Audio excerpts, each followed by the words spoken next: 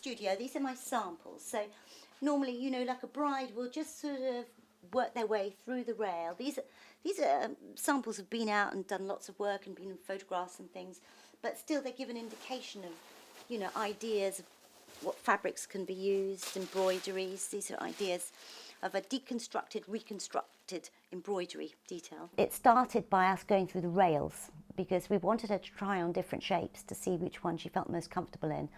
And that's actually when she picked the dress, very, very similar to what you actually saw on the day, certainly the silhouette.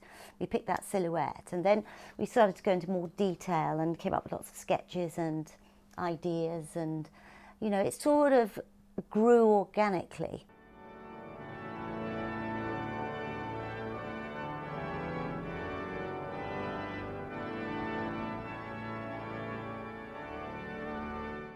With Diana's wedding, we did take into account the fact is that it was going to be at St Paul's, which was absolutely massive, which was one of the reasons that we wanted to have a very long train. And because that was the last thing we actually saw. Our studio was so small, we could never really roll the train out to its full length. And it was only when we went to Buckingham Palace in the last fitting that we could roll out the train. And it was really long. I think it surprised us, actually. We had to go into one of the corridors and block it off so nobody could come and see. But that was the first time we'd actually seen the train fully extended and Diana in the dress, really.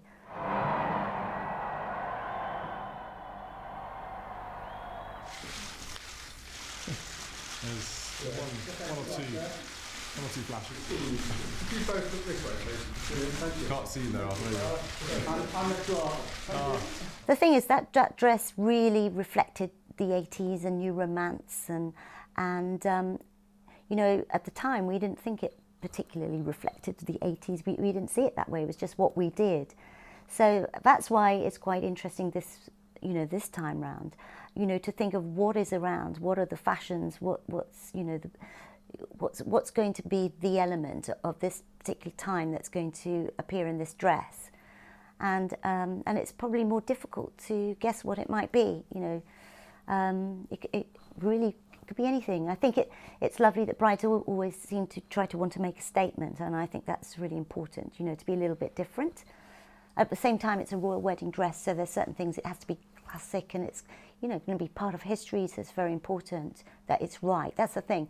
You know, you really don't get a second chance with these kind of dresses. You know, you have to get it right. This is one of the new ones, because I found a lot of brides are not just interested in white or ivory, that, you know, they like to use colours as well, and I love doing things like this. You know, or you might get something more sculpted, which is more traditional, perhaps. You know, for any designer, something like this is just amazing, because immediately they become the focal point of the world's attention, you know, and it's also very stressful for that designer because, you know, you can't please everybody, you know, so with all the wonderful things people I'm sure will be saying, there'll also be the critics, because it's just, that's what happens. So, but from a career point of view, it's wonderful, you know, and it will really propel them and speed up things beyond their dreams, I'm sure. This little dress here is just something that's quite recent, and because in spite of maybe the fashion nowadays is for slimmer dresses, for wedding dresses, the ones that come here, the brides that come here, do love the big skirts, and I've got to say I love doing the big skirts.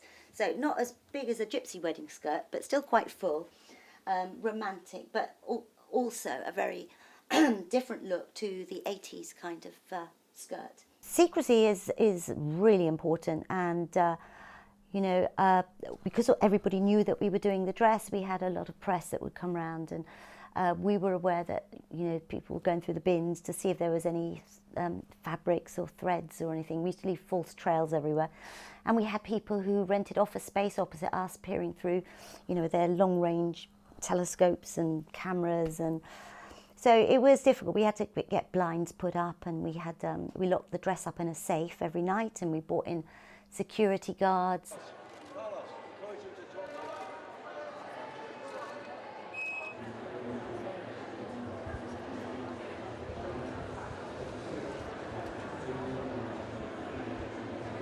When she sort of walks down the aisle, that's the first time anybody should really see the dress, and it's part of being a bride. It's a surprise, and you know, everybody gasping, and you know, so it's got to be kept secret. We did actually make a spare dress, and had the secret got out, we would have used that. Hello. Hello. You're very happy to see you.